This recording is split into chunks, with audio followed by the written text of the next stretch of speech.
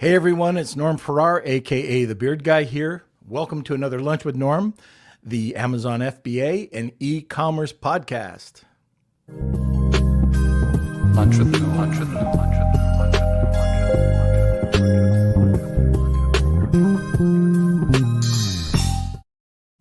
All right, today we have another great show. It's going to be about product opportunities, and I'm going to be speaking to my partner in the chat agency along with his wife, Rachelle, and we're going to be talking about their brand, how it started, what they're doing to grow the brand, and most importantly, how they found it. So the product opportunities where to find the product opportunities. Okay, so before we get to Paul and his wife, and oh, by the way, like yesterday, I forgot to mention the guests. It's Paul Baron and his wife, Rachelle Baron. Okay, big thank you to our sponsor, Global Wired Advisors, a leading digital investment bank focused on optimizing the business sales process. For more information, please contact globalwiredadvisors.com. All right, Kelsey, where are you? Get in here. I'm still coughing away. I'm here to save you. Okay, so welcome everyone. Welcome Beard Nation. It's great to see everyone. Great to see Mark and Dr. Kaz joining us. Let us know where you're watching from today. Also, if you have any questions throughout the show, just feel free to pop it over in the comment section and we'll get to them as soon as we can. And if you haven't yet, please smash those like buttons, as we say here. Also, we do have a prize, so stick around to find out more information about that. Also, if you're interested in more beard, if you just can't get enough of that luscious beard that Norm has, you can join our Patreon. Are we cutting pieces and selling them off? We probably should. We could get a good amount of money for that. Yeah. But yeah, we have our Patreon account. This is our paid membership program. If you're interested in guest lessons, AMAs with Norm, small group mentorship kind of stuff, as well as free services and goodies, Lunch with Norm mugs, such as this. What, that? You can, yeah, there you go, just like that.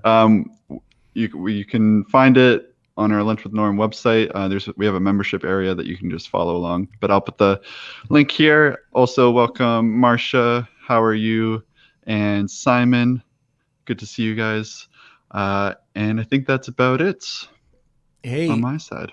I just thought of something. I just saw Marcia pop up, and I know she's going to Prosper. Well, the reason why I'm feeling so blah is I've got this bloody side effect from the vaccine for the last day and a half. Anyways, I am going to be going down to Prosper now. So this is going to be great. If you are a member of the nation, let's get together and let's have a meetup somewhere. I don't know what time or what place, but now that I'm confirmed that I'm going, it would be great to meet everybody. Okay. So awesome. Simon, fly in. Come on. You're only in the UK. You know, Prosper's a big show. Let's go. All right, and welcome to Hanzabe. Sorry if I mispronounced your name, but I believe I saw you today too as well. So it's great to see everyone, and I hope you guys enjoy the show. Okay, so now I guess it's back to me. Guys, if I mess up, my head is still in the clouds, okay? Like usual, or worse than usual, but anyway, if you have any questions, throw them over in the comments section, and we'll definitely try to get them all answered for you. But now, sit back, relax, grab that cup of coffee, and enjoy the show. Where are the Barons? There they are. Hello. Hello. I'm behaving myself. You said I could do whatever I wanted. I said you could do whatever you wanted. I actually said Rachelle could do whatever she wants. Embarrass you, I don't care. But the other way around, I do care. I don't want Rachelle to be embarrassed. She's married to me. It's a constant state. There's a constant state of levels of embarrassment. If you're friends with Paul on Facebook, just click on his profile pictures and scroll back a few years, and you'll see that the embarrassment started probably before we got married. You know, I've got my favorite memory of messages from Paul is one weekend I'm sitting there and I get this message about, so all you have to do is take the 5-gallon pail and you take this and you take the scoop and he's talking about how to feed chickens. Paul, is this really about, is this really for me? And yeah, I wasn't the right person. I meant to send it to David. My cousin. I don't even Norman. It's like not even the same. Like not even the same. David Nira, Norm Farrar. There we go. It's an N in there somewhere. Where one. Yeah. Hey, we've got a great topic today. People have been asking about this, about product opportunity. And, I want to go back. I want to step back just a little bit because you've got a successful brand.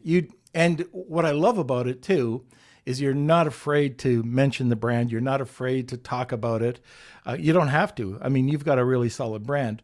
But let's talk about how you got into this. How did your journey begin?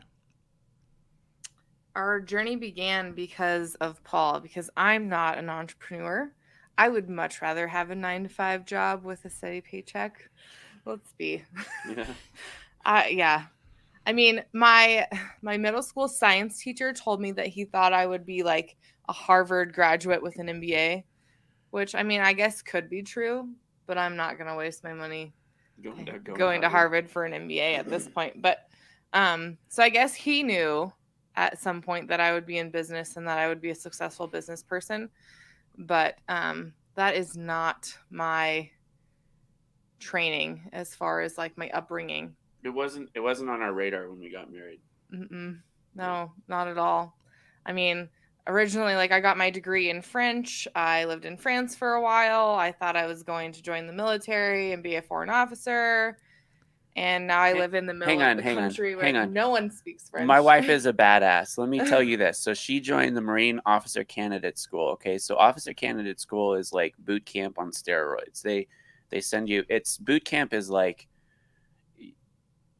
Boot camp is hard. I'm not going to say that it's not, but compare boot camp to Officer Candidate School boot camp, and it looks like it's a place for kittens to run around and play in the sand. Like it's really hard. So she got medically discharged from Marine Officer Candidate School because she had a MRSA infection and pneumonia at the same time. And one of the things that you have to do, like in OCS, is you got to run with a 60-pound pack. And then when you have leadership duty, you got to run back and forth while everyone's running. So you're running back and forth while everyone's running forward. And you're supposed, and she's doing this with pneumonia. And I mean, she played 13, 14 years of competitive soccer. She's way tougher than I am. Like I'd say, oh my gosh, you look at like my son is a little like simulacrum of me in terms of how much of a pansy he is. He's such a wuss. He's such a wuss. Like I love him to death. I love him. He's such a good kid, but he's so like me. Like I hurt my pinky and I'm like, ow! And our daughter will full on faceplant into the cement. We thought that she broke her nose and she cried for a little bit. And then she's like, okay, I'm good. And that's Rachelle. She's super tough, like the toughest person I know, and super smart. Anyway, she was being way too modest. So I had to actually give you the real truth. So talk. I have no idea what we're supposed to be talking about. Okay, let's back this up and let's talk about how this product came about. Yeah. So we heard through a friend about a course to learn how to sell on Amazon. Amazing Sewing Machine. Yep. 5. So that was like back in 2016.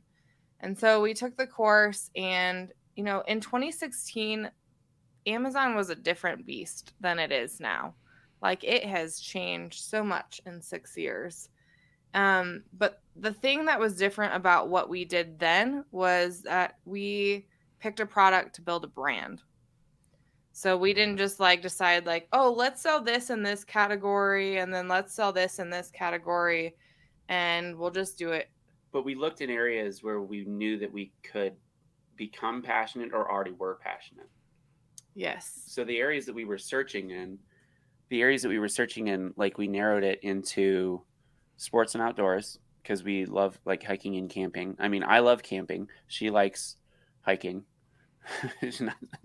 not so much on the sleep in a dirty tent, much anymore, but like sports and outdoors, baby products, pets, because we got, in fact, one of our doggos is right here below our desk hanging out with us. So it was me. Was there anything else? I think it was just those 3. Yeah, I don't know. And because she had just had Beau, he was 9 months. 9 months. Yeah. Anyway, so continue.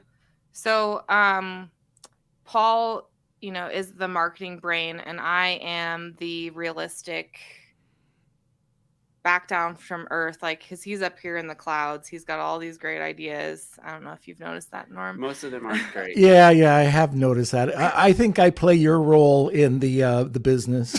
Yeah, and that other business, I decided to not be involved for good reason. But between our strengths, like, that really helped our success because we balanced each other out. He pushed me to take risks. I kept him from falling off the cliff. We've come so close to falling off the cliff. We're on the precipice right now. Yeah. So yeah, that's kind of where we started. And, it was a slow go for us because at the time we had a baby and I wasn't working because it was too expensive for daycare. We live in like this really weird place where it's like really highly educated people because we have 3 really big universities around us. And within like 50 miles of each other. Yeah. There's 3 really big universities. And so like per capita, our county is like one of the highest like educated in our state. Except for me, I don't even have a degree. So I wasn't working. The job that I had before Beau like didn't pay enough for me to keep working and have him at home or have him in daycare. And so we made like bare minimum to like pay our mortgage and eat. It was when we started our business. It was like everything on a budget. We weren't spending anything on credit cards. Like we were following Dave Ramsey or trying to at that point. Because so when we started searching for the products, she was the one who ended up looking at swim diapers because what was it when we went swimming earlier in the year that you had like that had stuck in your memory, right? Well, we had been looking at cloth diapers for Beau because we had run out of diapers like that we had gotten from his baby shower finally. And I was like, okay, well, now we have to start buying diapers. How are we going to afford this? And he had wanted to do cloth diapering and I did not because I did not want to have to launder them. I told her that I would wash them. The idea was already kind of in my head, and we had gone swimming with Beau, and the diaper that I had been given, which is from a big national brand that was supposed to fit him at the age he was super low on the percentile. Like, so totally it should have fit him, and it didn't. So swim diapers existed before. Of course, they were invented like in the 90s. Oh, really? Okay, I had no idea that they even existed. This particular brand that she's talking about has been around since the 80s. It's a mother. It was started by a mother. I think the daughter now runs it. I have no idea. But they have a really good story. It's a mother-daughter team. The issue is we're just way better than them right now. I mean, they've been around since the 80s. They haven't innovated. Their thing, they have a patent on a triple layer absorption system. Well, here's the thing. It's all a marketing gimmick because the entire purpose of a swim diaper is to stop poop from getting in pools. So it has nothing to do with pee because as soon as you get into the pool, it's going to be fully saturated. It's going to be fully saturated and go into the pool. But we don't have to go into the details of swim diapers.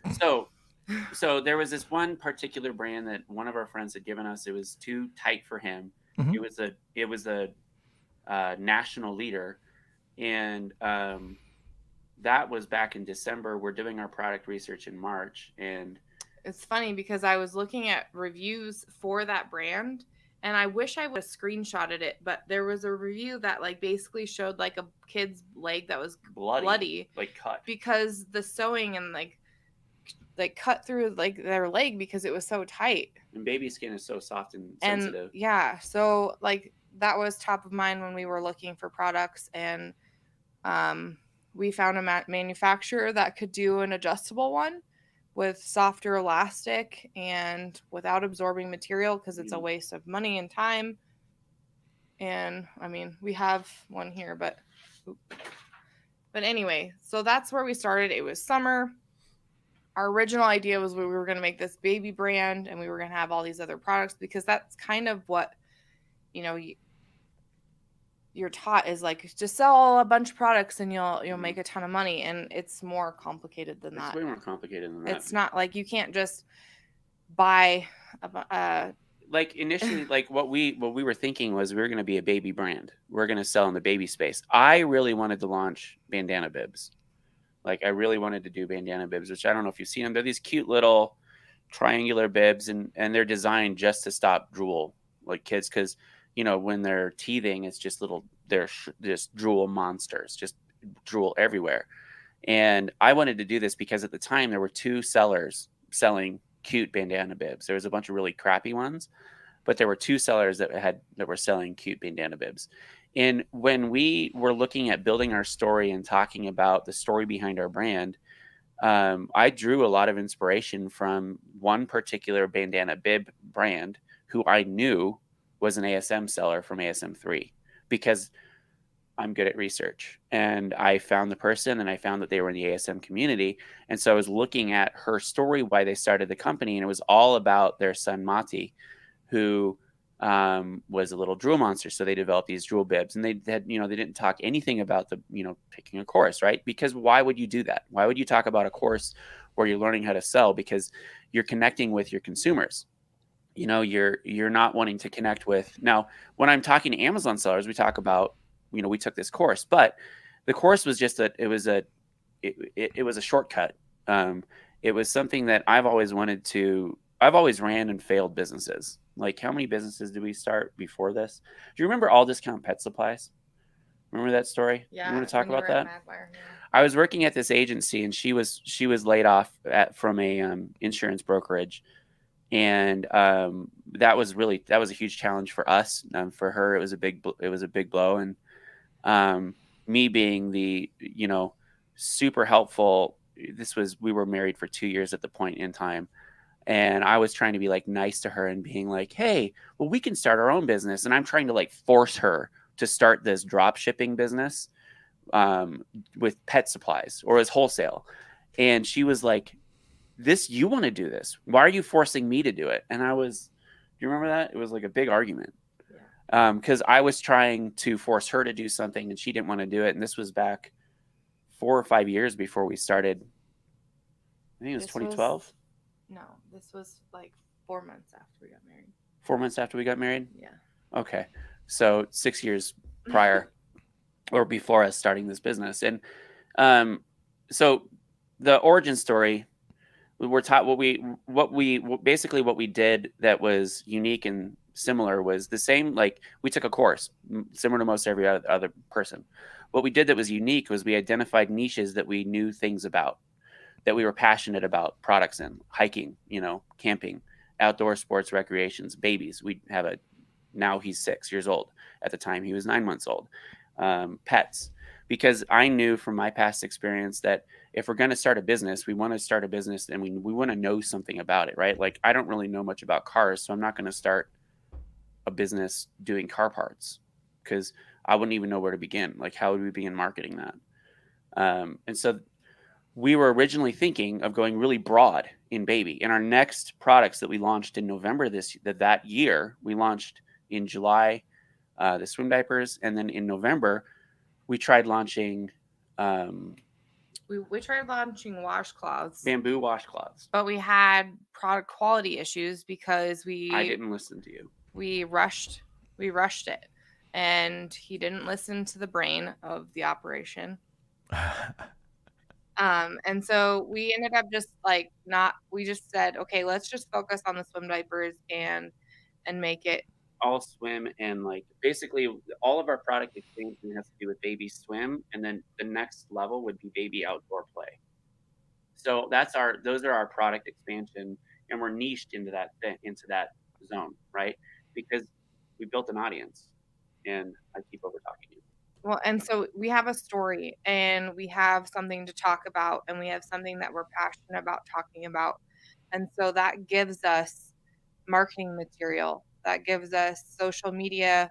I mean, I guess that's part of marketing, but that gives us social media stuff.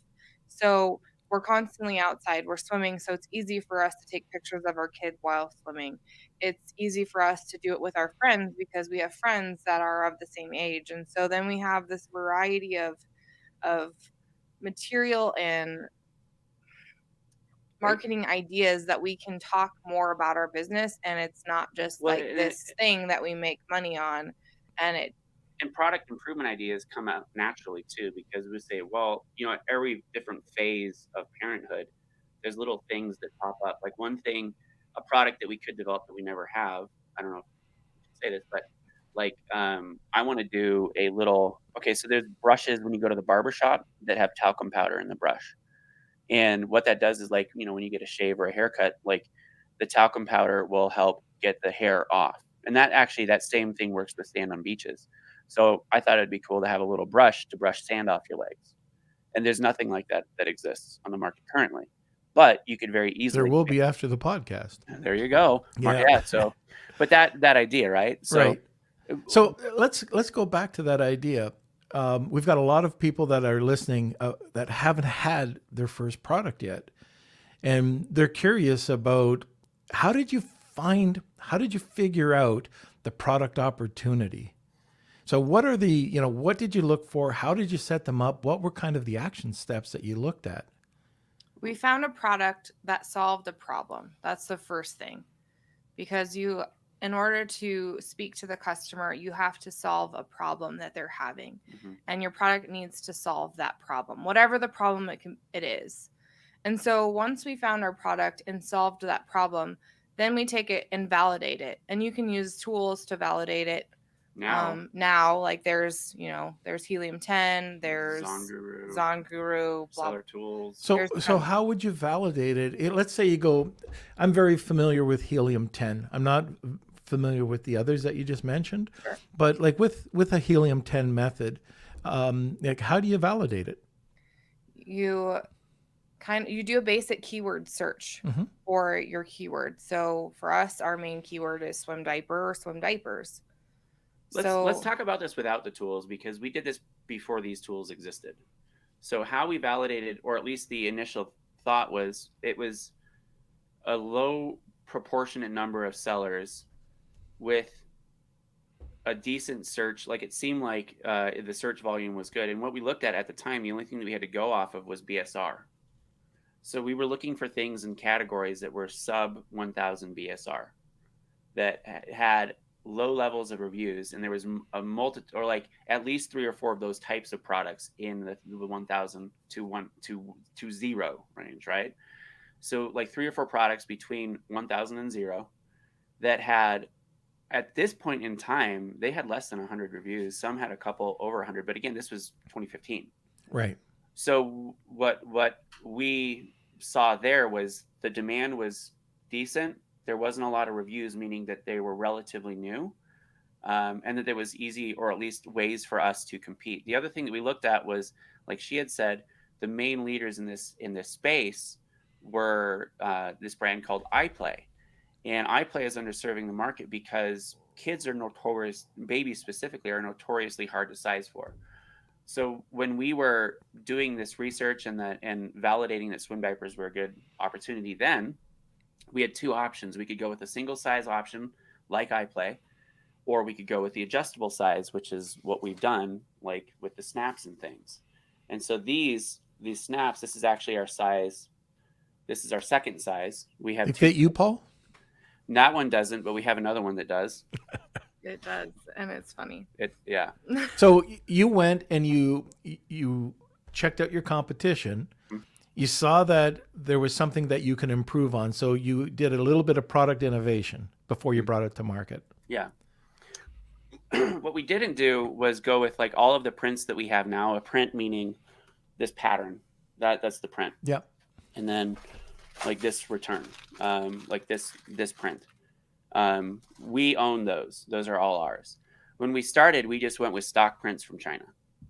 And one of the things that we found out about one of the quote unquote stock prints, it was actually copywritten by, let's see, focus. There we go. It was actually copywritten by like another cloth diaper company who's actually local to us in Colorado. Oh. Arizona, whatever. Don't listen to me about facts. I just know things. So we had an initial scare. This was what, year 2? Yeah. Well, I mean, it was summer, beginning of year 2, like right into our busy season. Yep. And she emailed or messaged us with Messenger. I think she reached out on Messenger because you had posted in some Facebook group.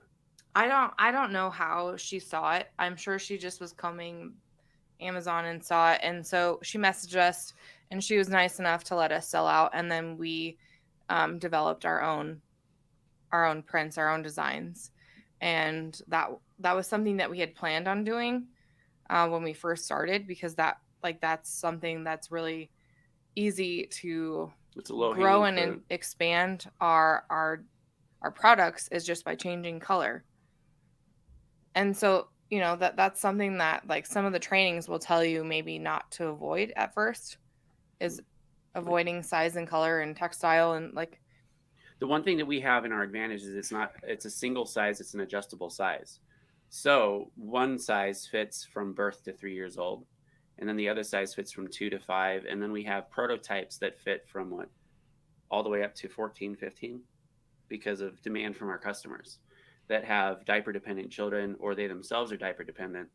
You know, we've developed these larger sizes because of them. So literally it's the same product done in multiple different sizes and colors. All right. So based on that, if you would have went with just a stock pattern from China with no product innovation, do you think you would have been as successful? No. So did it cost you any extra to talk to your, because there was no molds made, did it cost you extra to get the product innovation done? The first print took forever because we didn't know what we were doing. She'd never done a custom print. Our manufacturer never had. Our design team, they knew how to do print or patterns in Illustrator, right?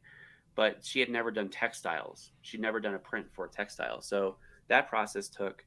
There was a lot of back and forth and a lot of miscommunication because of the language barrier.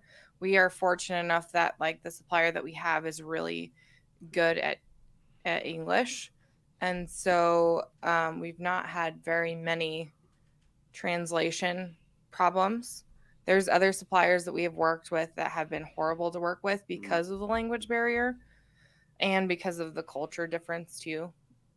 And that's something that everyone has to learn. But the first print run took 6 months. I don't know. Yeah, it took a long time. It took a long time to get that communication done and to get the diaper made. But it was worth having the difference, the something that we could talk about that was different, and a reason why you would want to pay more for our diaper versus someone else's diaper.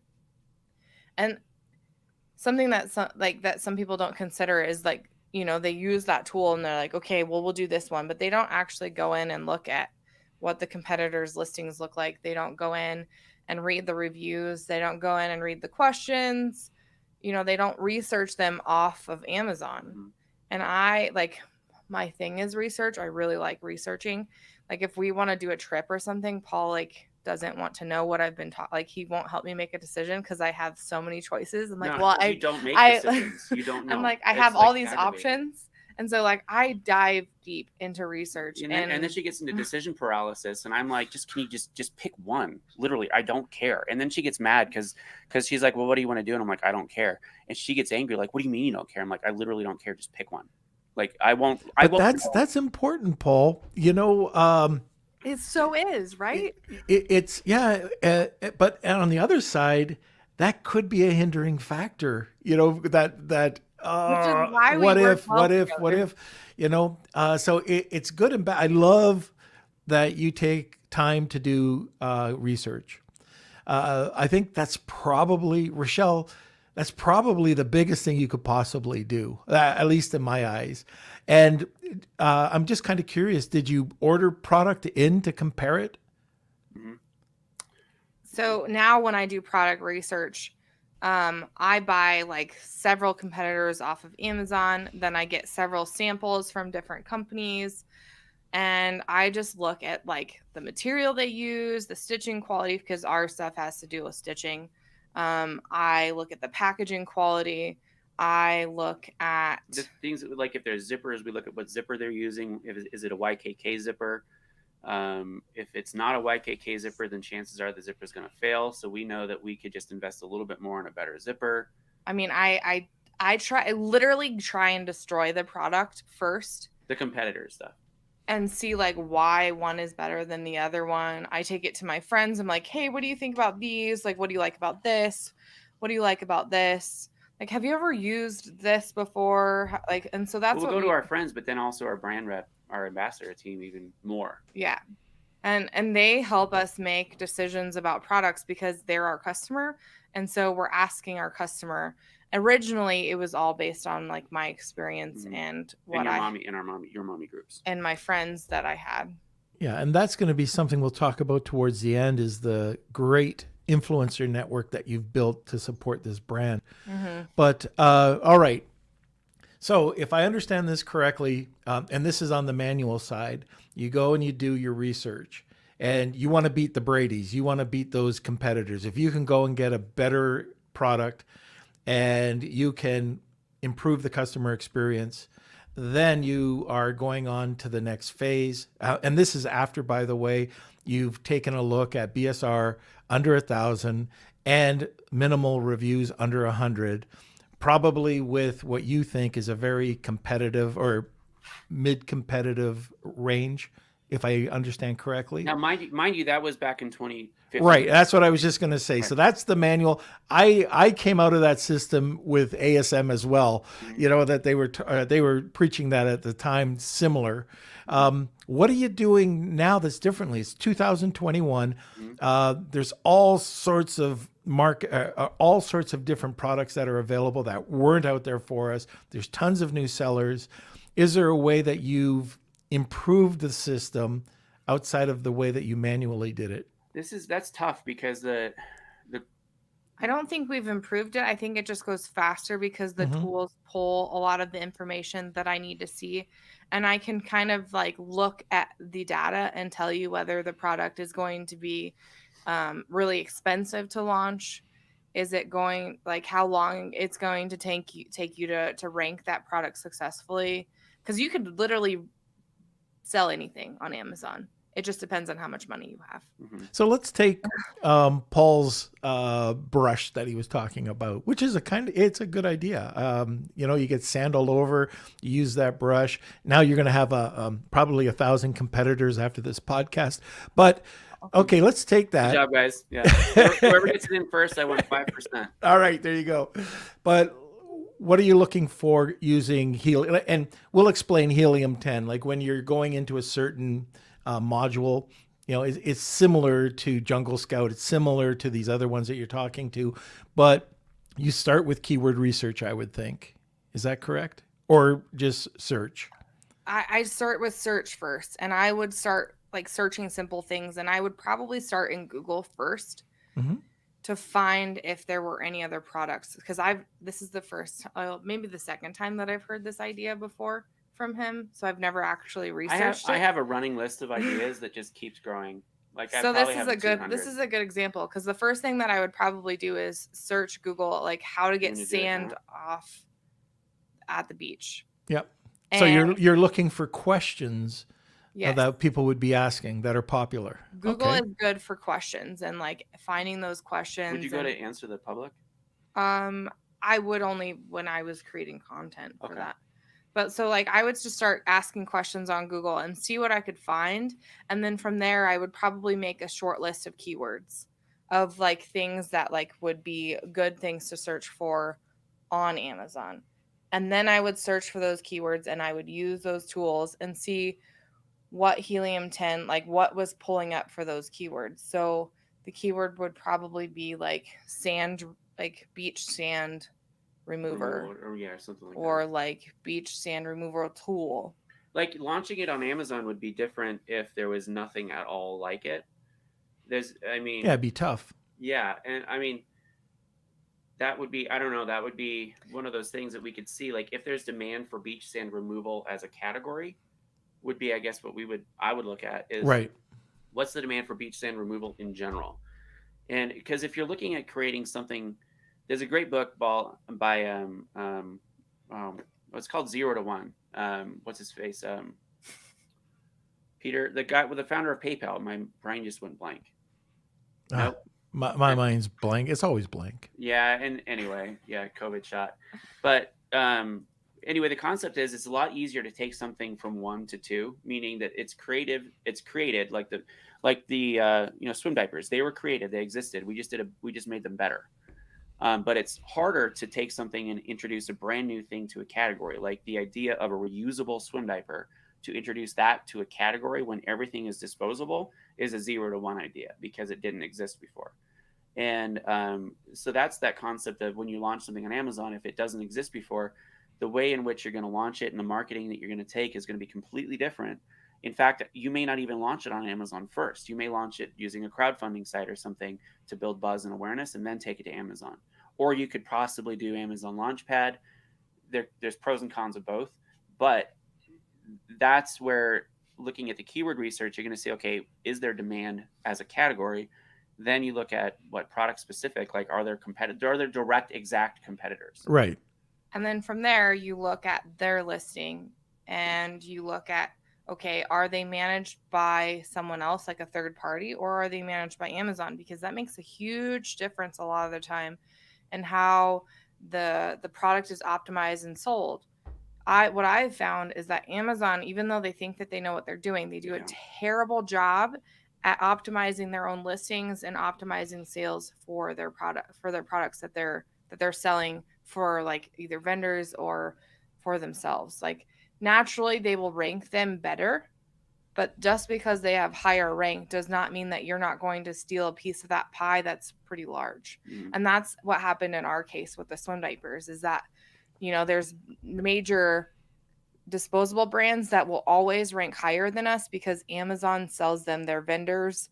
And so, and despite what Amazon says, they don't have preferential ranking, but they do.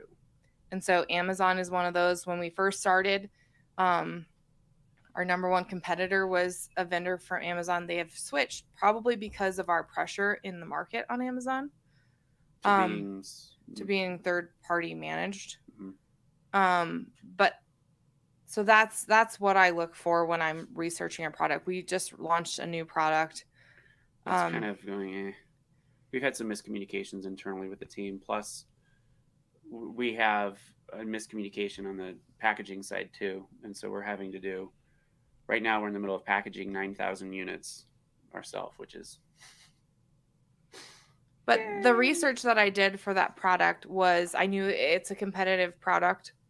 It's not something that can be very unique. So it's really, for us, this is an add-on product. This is something that, like, we can make it so that people will, underneath your listing, you know, buy together. Yeah. It's honestly more for our website or for that add-on frequently bought list. So that's that's our next step in adding the product, is it because it can add to that bottom part, buy together. And so then we're boosting our sales per that one customer, because that's like the next step in building your brand and building your sales. I like what you said about, so on the product opportunity, if you've already got a product out there, swim diapers, and you can leverage swim diapers with add-on products.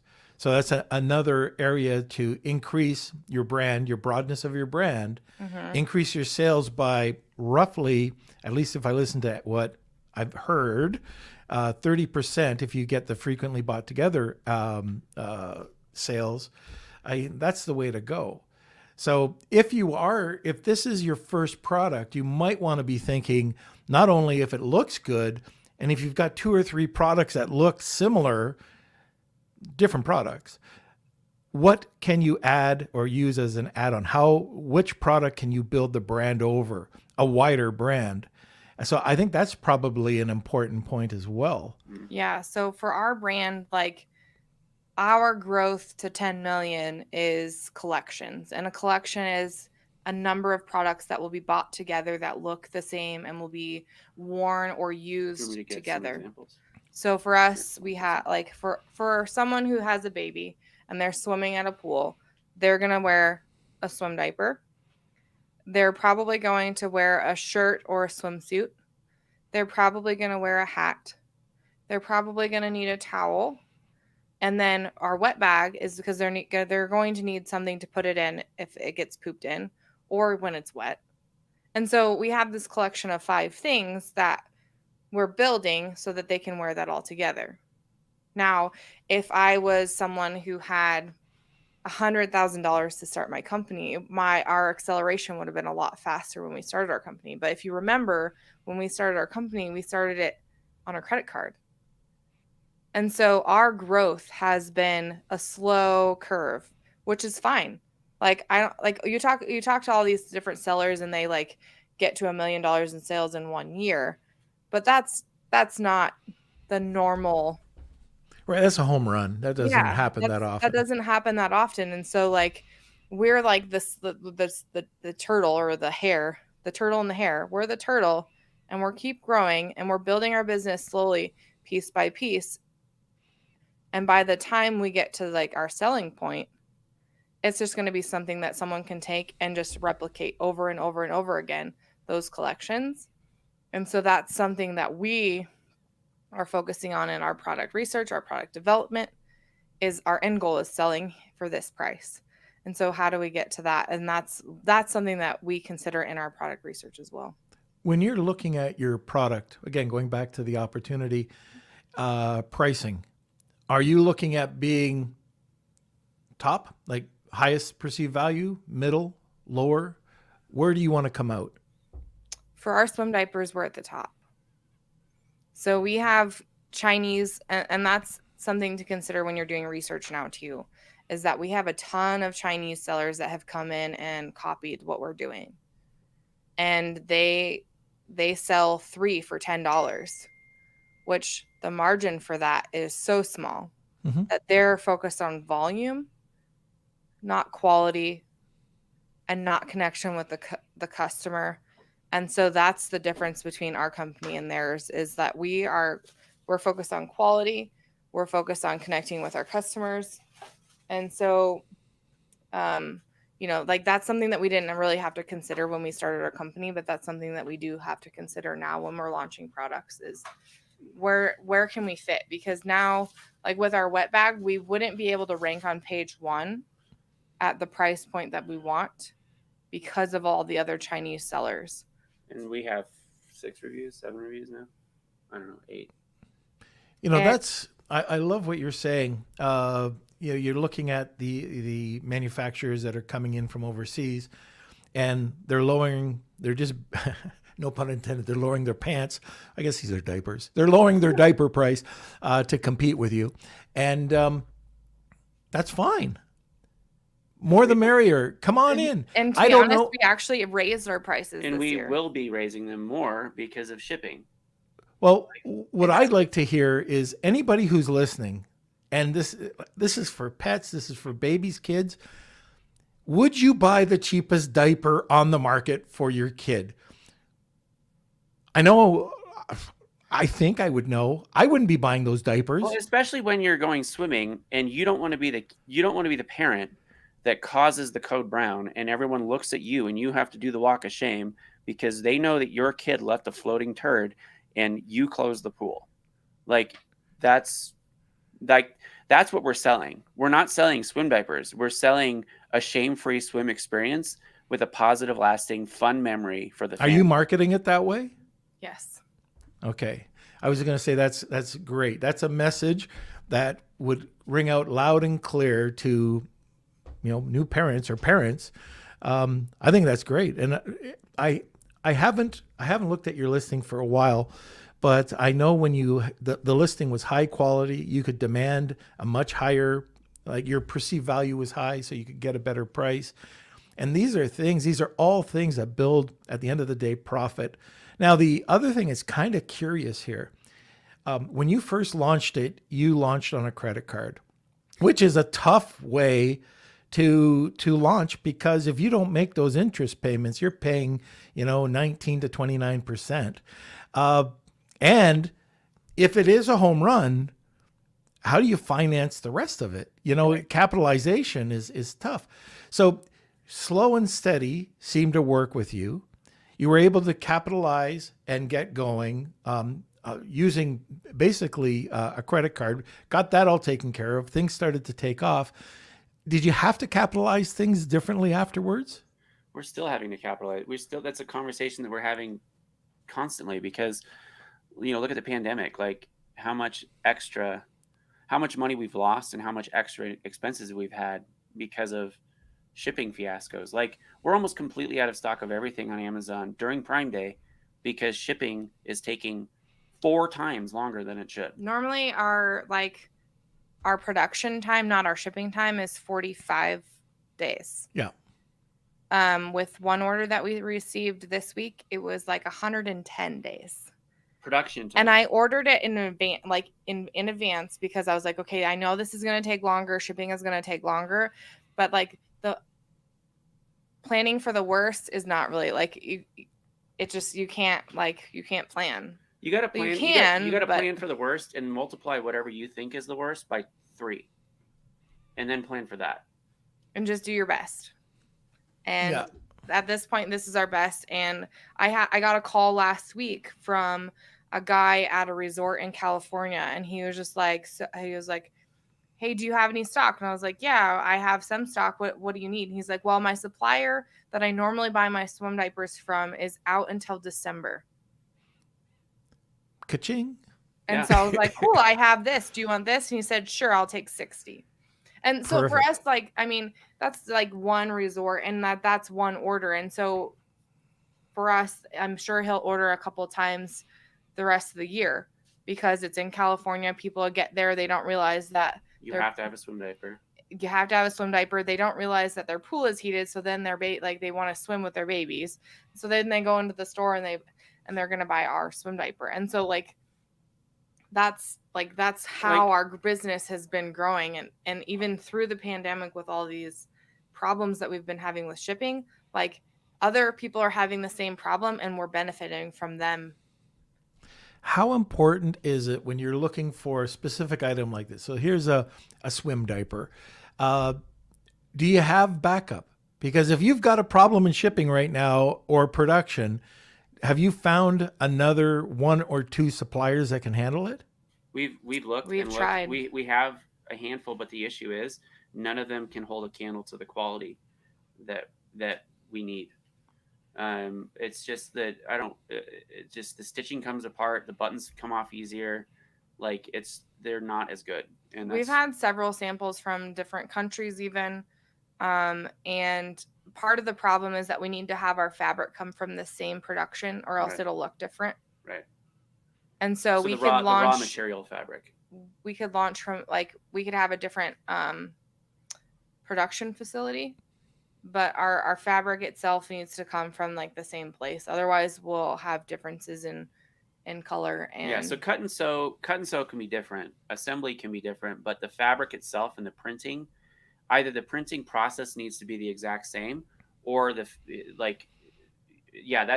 thing is that but that's very specific to our niche. Our fabric. Did you want to show the idea of the capsule? I talked about it. Oh, okay. Yeah, one of the things I don't know if you've ever thought about this too. Again, going back to this secondary manufacturer, one of the things that we used to do with our product is we had a manufacturer who did it perfectly. However, we had problems with the manufacturer, and it was putting together a wood-handled stamp. So you had the rubber vulcanization, the EVA foam, the wood itself, which is hard to find. We had to match a maple in Taiwan. So we were able to do all that. But what we ended up doing is if that first company had problems with the manufacturer, we found a network of assemblers that were able to take everything and then put it together for us. So they were all over Taiwan. These were actually home assemblers.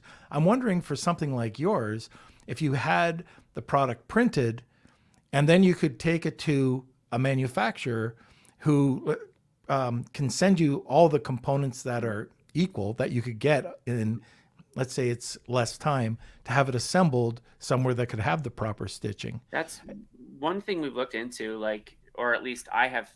I don't know how. We had a couple conversations with some Mexican plants, right?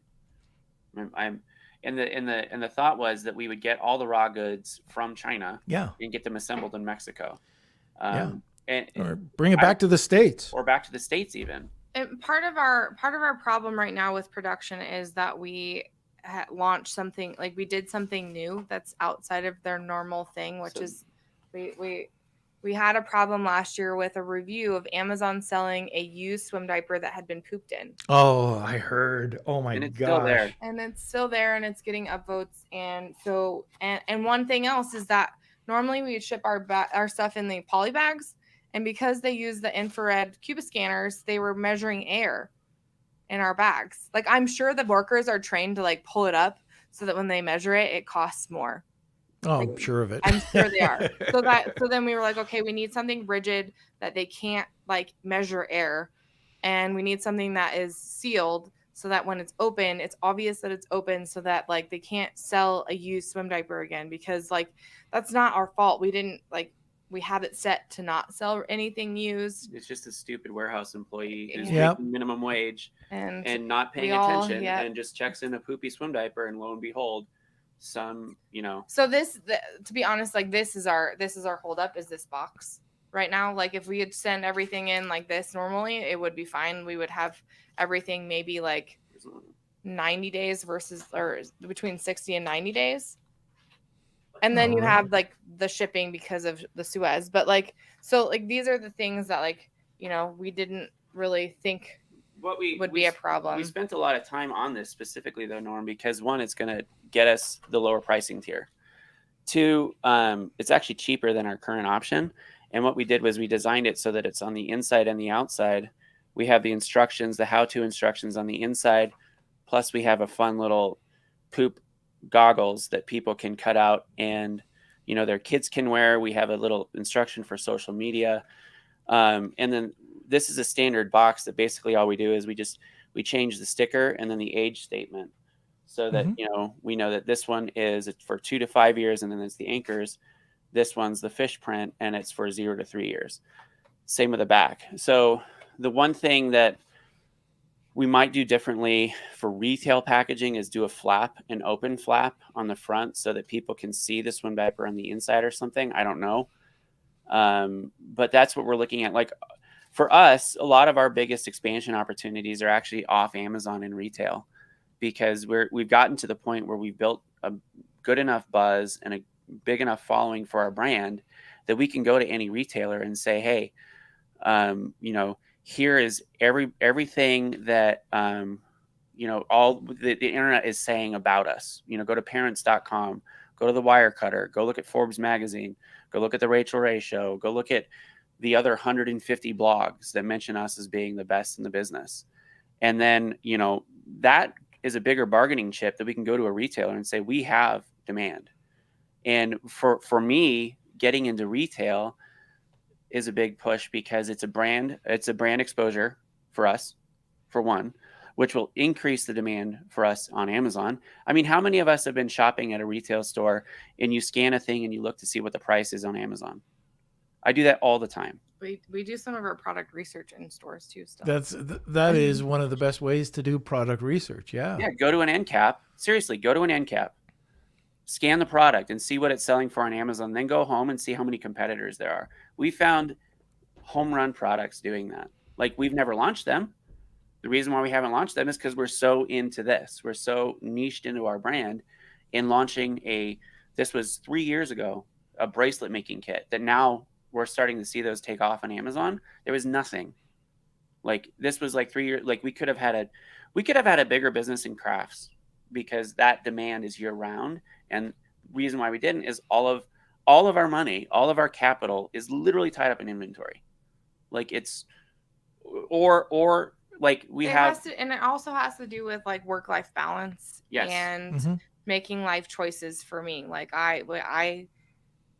you're pretty burnt out. Like, this is pretty, I have exhausting. I have the kids at home because I want to spend time with them when they're little. And so adding another business for us right now, like, just really isn't feasible, because I would rather not have them in daycare 100% of the time. Like, I like having, like, Beau right now is at camp and he gets done at noon, and then I get to have him home for the rest of the day. And then for the year, and then the question is then how much iPad time do we let him have? Because it's a balance of, like, we don't want to raise a little asshole that just is a self-entitled douche. Like, we see a lot of people these days, and I'm like, okay, so no iPad time. But then if we don't, then it's like, then we have to be engaged, and we couldn't work.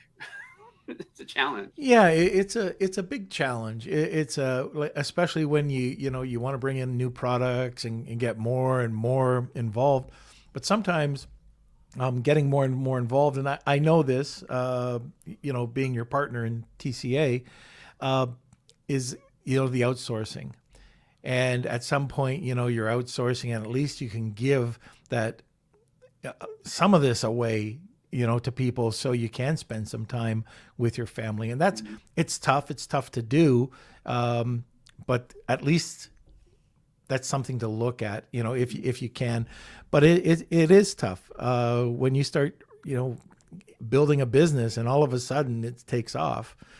But anyways, look, I forgot to mention about the giveaway today. We're getting right into the questions.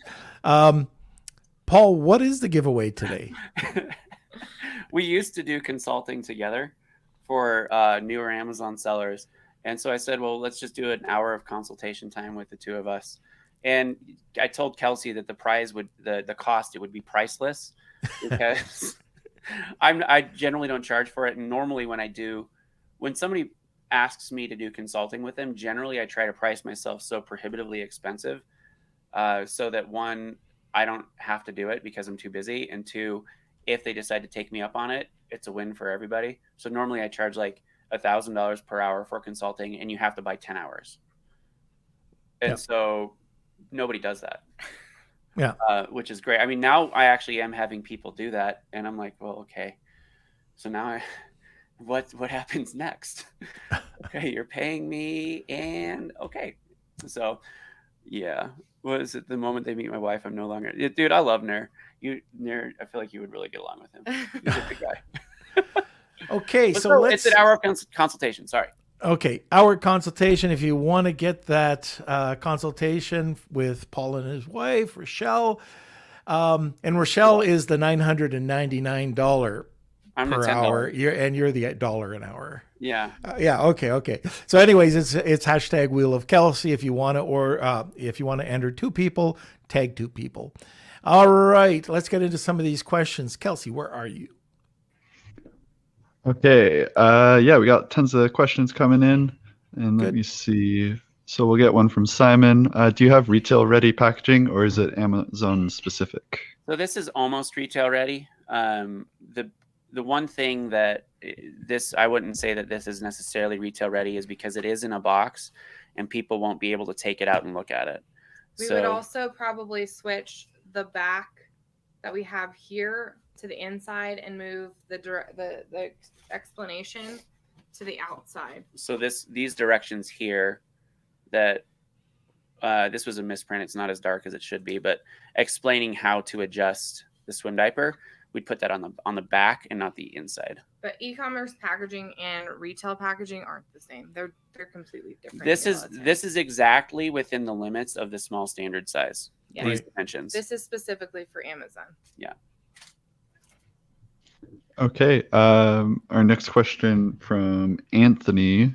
Paul, do you guys upsell with baby life jackets to offset low prices? We don't sell baby life jackets. But you do have other add-on products, correct? Yeah, so let me show you. So we have, what she was talking about was a capsule line, right? So we have a Flamingo swim diaper. So this is that's the swim diaper itself. And then this is the Flamingo swim shirt, which has the exact same print that goes with, this swim diaper. I couldn't find any of the wet bags, but the wet bags are designed to go with the fish. They take this wave pattern, and then that's the pattern, that's the print on the wet bag. And we have shirts designed, again, like you talked about capitalization.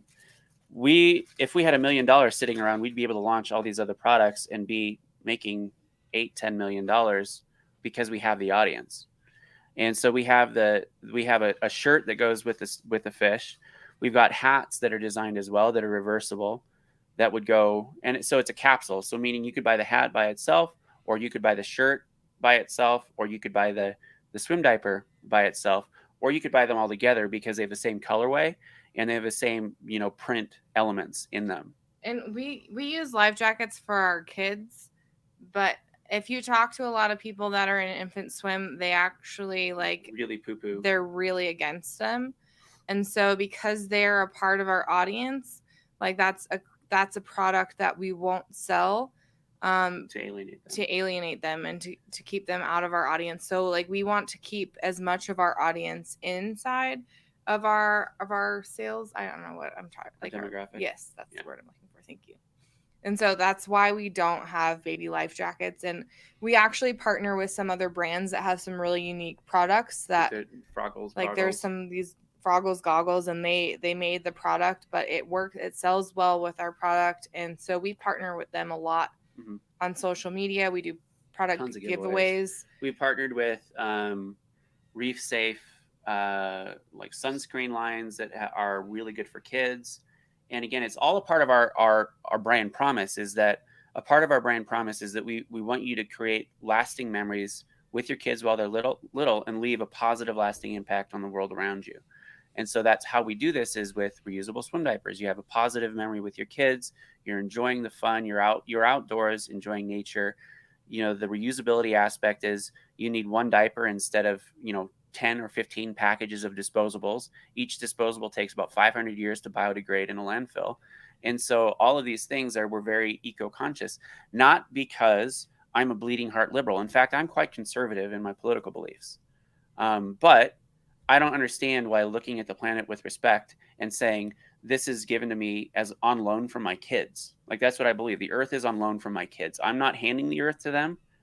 I'm stewarding it so that they have a good earth to live in when they're my age.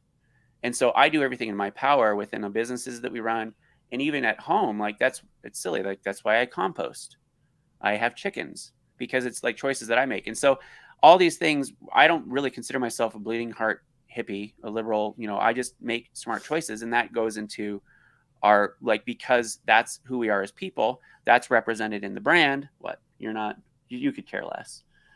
No, I was reading your reminder. My reminder. Oh, I don't know. What are you talking about? No, sorry. Oh, I have a reminder to remind Rachelle to be assertive, and it pops up every day at 10. And that's what she was reading. Anyway, when it comes to that sort of stuff, that's why that informs who we choose to partner with. That informs the products that we expand to. It informs how we communicate with our current audience. It informs how we attract new audience and new tribe members. Because if you can make your business about a cause, people will pay millions for causes. And if it's just about a better widget, well, there's millions of widgets. You can buy a better widget. You can buy a cheaper widget. And so that's where we're choosing to compete on cause and real solid brand things, which the Chinese sellers cannot compete on. They just can't. They never will be able to. All right. Kelsey. Okay, we are past the hour mark, so I'm not sure how you guys are for time. We have several questions coming in, but if we can wrap up or... We're good. Okay, great. So let me see from Jessica Rabbit. Thinking about 2 different niche categories, I'm trademarking one logo. Would you have 2 brands if the product is for children and adults or for men and women? Would you develop one niche at a time? So I guess it would depend on what the product idea was. For us, we started with children, and that's our brand is Littles. So, but we had when we were developing our brand, we decided that eventually we could possibly have offshoots, so we could have outdoor, or we could have. So there's 2 naming conventions. So there's several thoughts behind the name. Beau and Belle are French for handsome and beautiful. My nickname for her is Belle, and Beau is our son. So we were thinking of calling it Beau Littles at first, but I didn't want people to assume that it was only for little boys or for boys. So that was where we added in Belle.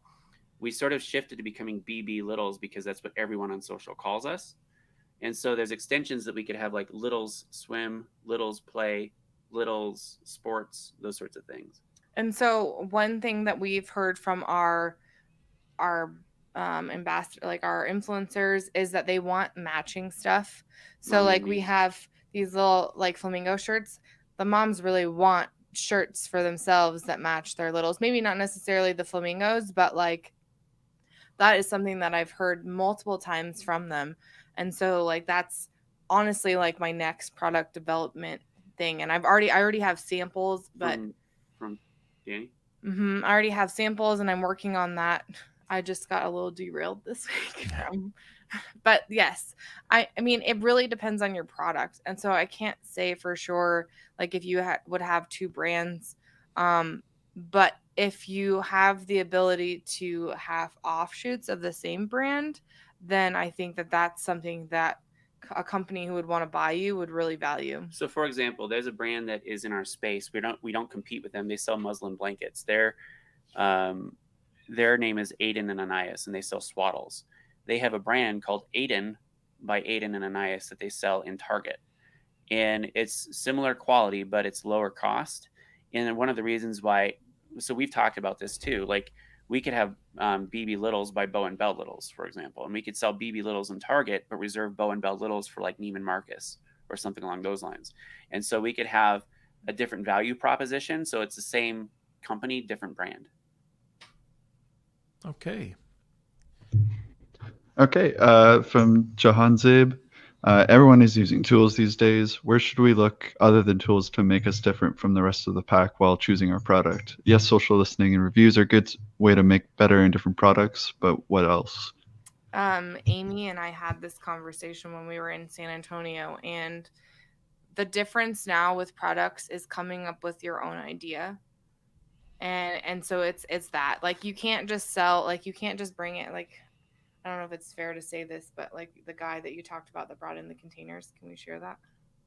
Let's change the product. So Paul had a guy that brought in 2 containers of silicone spatulas. Yeah.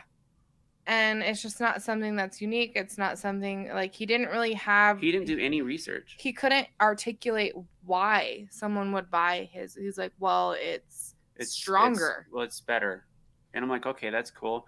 Then you look on, I've talked to you about this, Norm. It was a clothing item and 2 full containers. And you go to Amazon and you type in the #1 search term. So in this case, again, we'll just call it silicone spatula. You go to the first page of Amazon, there's 10,000 reviews on 5 listings, over 10,000. Then you have 10 listings that have over 3,000. You're not going to be able to compete. Like, I don't care who you are. I mean, you could, if you threw enough money at it for a year and ran at a loss for an entire year, you might be able to, maybe. But even then, you don't know who you're competing against. You don't know what tactics they're going to use. Are they going to use black hat tactics? And then that doesn't even say for anything like that you do normally that Amazon's just stupid and they screw something up and then you're out of a bunch of money and you're doing everything right. You know whose story that I love the most of all of the stories that I've heard about brands is actually Sarah Blakely and her launch, like, and how she started Spanx.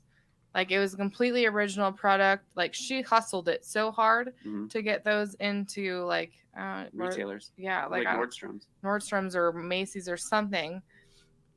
And so, like, it all comes down to the uniqueness of your product and the problem that it solves.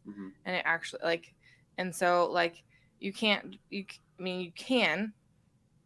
What I would recommend is reading the book Lean Startup, and it will get you coming up with creative solutions to problems is a skill, and you can develop that skill. And the Lean Startup basically walks through identifying problems, looking at current and existing solutions, and then identifying, do you believe is, like, not just do you believe, but does the data point to the idea, to the fact that there's room for you to make money? And the Lean Startup is really good, a good book to read on this subject. Okay, so I think we can do one more question and then we'll go over to the Wheel of Kelsey. But just to wrap it up, from Simon, your range is an aggregator's dream. Are you planning an exit? Of course we are. We're always planning their exit. Yeah. In fact, we talked enough about it recently that my son said, this is a month ago, because we're talking about what we're going to do once we sell. And I'm like, oh, well, there's this other business. Like, we've got one that's going to be launching in about 4-6 weeks now. It's crazy. I'm not going to be ready. And we have another one already lined up. We have the name and everything. I've got all the marketing and everything and the uniqueness down. So once we sell Beau and Belle Littles, we'll probably start spinning up the other one, or at least prepping content, prepping audience, and that sort of thing. So yeah, we're definitely. We have aggregators reach out to us like almost weekly. Yeah, it's absurd. And now that I'm kind of a known person in the industry, I have aggregators that I'm connected with now that we've started talking to. Do you want an aggregator play or do you want a broker play? We want the best bang for our buck play. It would be a broker probably partnering with one of the aggregators that I know.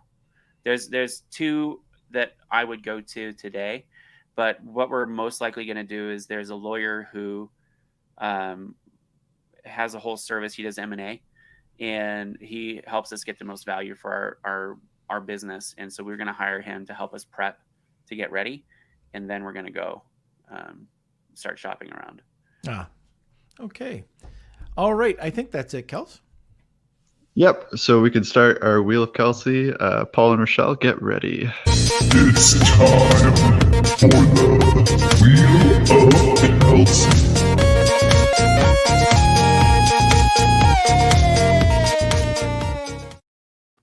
I think I scared you a little bit, Paul. That was really loud.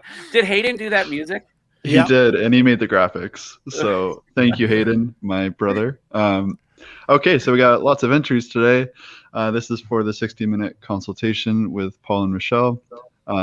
And if you are the winner, please email me at k@lunchwithnorm.com, and I'll arrange everything. All right, here we go. I'll shuffle it up. And 3, 2, 1. Jessica Rabbit is in there twice. Yeah, if they Rad. Okay, Rad is the winner. Oh, all right, Rad. So Rad, you've won before, so just get your email over to k@lunchwithnorm.com. You win the priceless consultation. So yes, that's you right. know, Rad, if there is a choice, I would go with Rachelle. So anyway, I have more time. there we go. Not now. No. So I think that's it. We got an hour and 15 into this. That's fantastic. Rachelle, thank you for coming on. I think I twisted your arm a little bit, but no, I love that you came on. And Paul, thank you as usual. Appreciate you being on. Paul's also my co-moderator when I go to Clubhouse on Thursdays. Tomorrow we have an incredible Clubhouse. We've got Andrea Lake. Now, Andrea and her partners have sold over $1 billion worth of T-shirts. We've got Ashley Armstrong coming over. We've got Brenda Mendez from Snow coming over. So we've got a powerhouse, and we're going to be talking about scaling businesses on the Clubhouse tomorrow, which is at 1:00. It's called Ecom Weekly, and I believe the title this week is Scaling Your Business for Success. I think that's it. But anyways, all right. So that's it for today. Thank you, Paul, Rachelle. We will talk to you soon. I really appreciate you being on the podcast. And I appreciate that, Simon. What does Simon say? Simon's such a nice guy. Rachelle rocks. Paul's pretty cool. All right, there you go. I agree. Yep. All right. So next week, or no, Friday, we have my buddy Kevin King on. We're going to be talking whatever he wants to talk about for July. So it's always interesting having Kevin on. And as well, I just wanted to give a big thank you to our sponsor, Global Wired Advisors, a leading digital investment bank focused on optimizing business sales process. For more information, please visit globalwiredadvisors.com. Kelsey, where are you? I'm here. Also, Paul and Rachelle, if you want to stick around till we end the live, we can talk afterwards. Okay, so welcome everyone, or thank you for watching, everyone. Thank you, welcome, whatever you want to say. Same thing. It's been a long day, okay? So we really appreciate you guys tuning in. We had a great episode. I think everyone really enjoyed seeing Paul and Rachelle and hearing a real story, the ups and downs. So Really appreciate that. Also, if you're interested in joining our Beard Nation, you can join our free community over at on Facebook, Lunch with Norm, Amazon FBA, and E-commerce Collective. And if you're looking for full episodes or highlights of the shows we have, you can go over to our YouTube page. It's Norman Farrar. That's where everything is. We got all 158 episodes up there.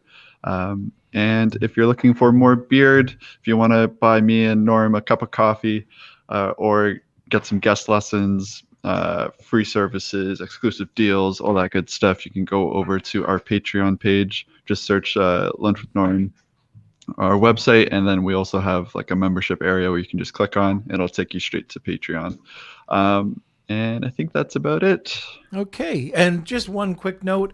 As usual, we're always trying to expand the nation. So if you have ways or thoughts or ideas, suggestions on how we can broaden the podcast and reach more people, either in e-com or Amazon sales, please let us know. We're sitting here waiting for suggestions.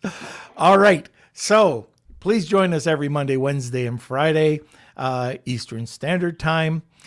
We are going to Prosper, so I'd love to meet up with whoever, everybody. You know, if you're at Prosper, let us know. We're going to be setting up a time to meet. And I think that's it. Unless you have anything else, Kels? No, I think we're good. Great. So, hey, guys, thank you for watching. I hope you enjoyed the show today. Thank you for being part of our community. We couldn't do this without you. And enjoy the rest of your day. Lunch with Norm.